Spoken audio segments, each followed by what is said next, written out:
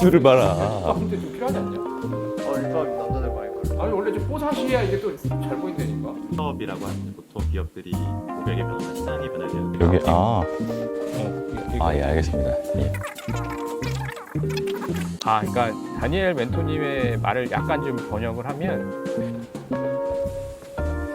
예, 여러분께 기획을 설명드릴 다니엘입니다. 기획이 워낙 광범위한 영역이기 때문에 제가 말씀드리는 거는 제가 경험했던 좋은 기획자, 그리고 차별화된 요소들, 그리고 제가 느끼는 아쉬움을 말씀드릴 거고요. 따봉. 기획이 워낙 광범위한 영역이기 때문에 제가 말씀드리는 거는 제가 경험했던 좋은 기획자, 그리고 차별화된 요소들, 그리고 제가 느끼는 아쉬움을 말씀드릴 거고요. 그리고 여러분이 생각하는 게 다를 것 같아요. 그래서 여러분이 잘 현명하게 그냥 받아들일 건 받아들이시고 거부할 건 거부져서 하시면 되고요. 첫 번째, 기획 업무는 어떤 일을 하는가? 기획 업무는 크게 세 가지로 볼 수 있을 것 같아요. 그 세 가지는 첫째, 조사 업무가 있고요. 두 번째, 프로젝트 수행 관리. 세 번째가 수명 업무입니다. 여러분 뭐 수명 업무라 그러면은 이거 오래 살라는 업무냐? 이거 장수하는 업무냐인데 아니거든요. 그냥 평범하게 얘기하면은 위에서 시킨 일입니다. 뭐 허접하게 이것 좀 알아봐. 이런 게 수명 업무라고 보시면 되고요. 먼저 리서치 말씀드리겠습니다. 리서치는 내가 속한 산업, 시장, 경쟁사, 인사이트 나구라는 거고요. 그럼 조금 고급지게 표현하면은 전략 개발입니다. 회사 가서 깜짝 놀란 게 사람들이 되게 알고 싶은 게 너무 많아요. 이 사람들은 뭐 뉴스 하나 나오면은 이거 좀 알아봐 너무 많아가지고 이에 치이는데 그게 바로 이제 리서치 기능이고요. 예를 들어 내가 삼성전자 모바일 사업 부문의 기획팀에 들어가 있으면은 애플이 신규 서비스를 런칭했을 때 뭐 그런 인사이트들, 그리고 컨퍼런스 콜에서 어떤 얘네 재무 상황, 그리고 최근에 뭐 이슈 분석 같은 걸 많이 하죠. 뭐 페이스북이랑 애플이 붙어 싸우고 있다. 그런 것들을 보고 보고를 계속 하는 게 리서치 업무고요. 그리고 기획자가 생산한 자료는 대부분 다른 조직에 인풋이 됩니다. 근데 문제는 대부분의 이런 보고서는 그냥 사라집니다. 왜냐하면 다들 바쁘니까요. 그게 기획 업무의 약간 딜레마이기도 하고요. 그리고 두 번째가 프로젝트 실행이고요. 일반적으로 프로젝트는 개별 조직이 다 수행합니다. 영업은 영업대로 하고 뭐 마케팅도 하는데 신사업이나 특정 조직에 속하기 애매한 것들이 있어요. 객관적인 어떤 그런 인사이트가 필요한 게 있어서 그런 것들을 기획팀이 하고요. 뭐 예를 들어서 여러분이 많이 이제 상상하시는 M&A 업무가 있을 것 같아요. M&A. 근데 이제 M&A 같은 거 하면은 워낙 이게 민감한 거죠. 돈도 들어가고 조직, 특히나 HR 뭐 누구를 어디 보내고 뭐 이런 것도 있기 때문에 되게 민감한 거기 때문에 기획팀에서 주관해서 약간 컨피던셜하게 하게 되고요. 만약에 M&A를 여러분이 혹시라도 하게 되면은 이건 거의 뭐 그 여러분의 인생 끝났다. 여러분이 개인적인 삶은 다 갈아 넣는다 보시면 되고요. 그리고 또 좋은 점은 그동안 여러분이 배웠던 뭐 수많은 경영학 이론 다 이번에 한번 쓰실 수 있으십니다. 재무 분석부터 해서 뭐 경쟁 전략 다 쓰실 수 있기 때문에 좋은 기회가 되고요. 다만 너무 걱정 안 하셔도 되는 게 대부분 이건 TF 형태로 되고 뭐 외부 컨설턴트에 들어와서 되니까 개인에게 모든 책임이 가지는 않고요.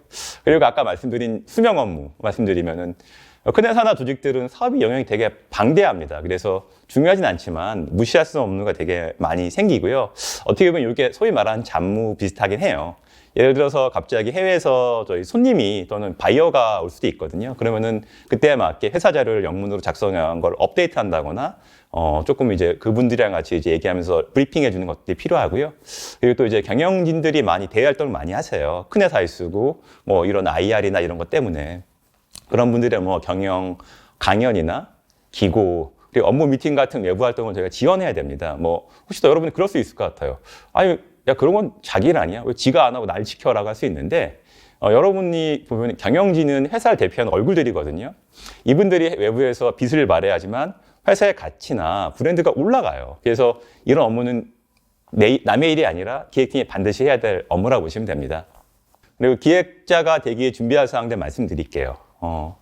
그래서 아까도 말씀드렸지만 이런 막연한 기획 업무 도대체 어떻게 준비하지? 라고 궁금해할 수 있는데 첫 번째는 아까 말했지만 1번 리서치 능력이 정말 필요합니다.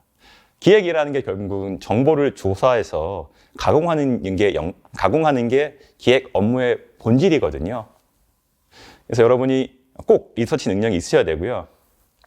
그리고 자신이 리서치 능력이 있는지 없는지는 여러분이 보통 학창 시절에 팀플 할 때 돌이켜 보시면 됩니다.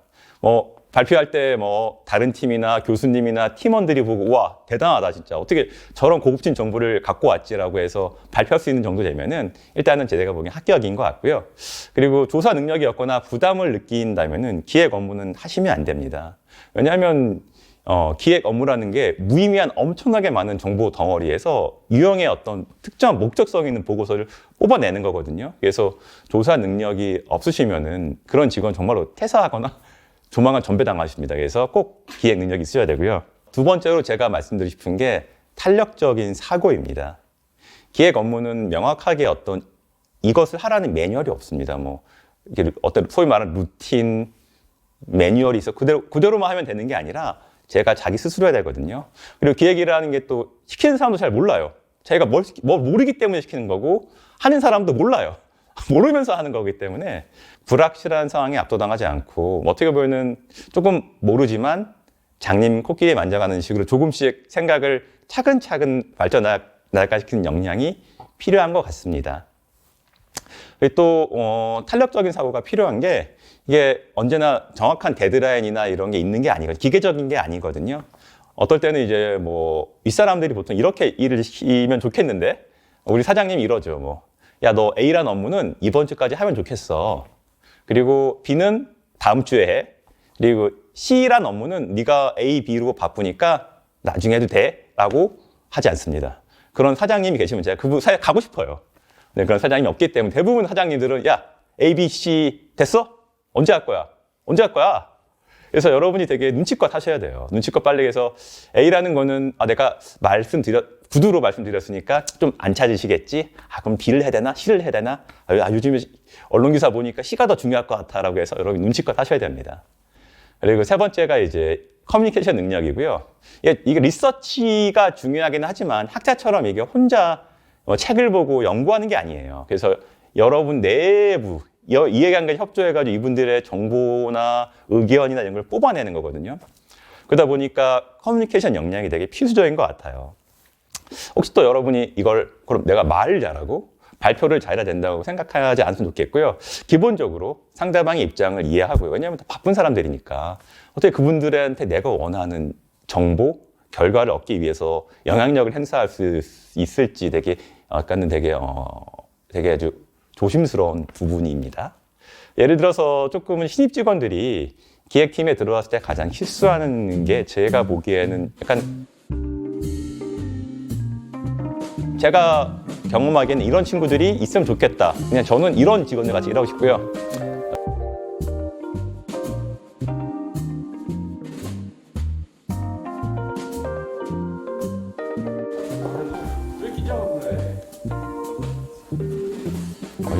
아니 그냥 이렇게 하니까 막 되게 은근히 그냥 편하게 얘기하는 게 아니라 당연히 어렵지. 어렵네요. 예상한 것도 달리. 내가 쉽게 먹고 사는 게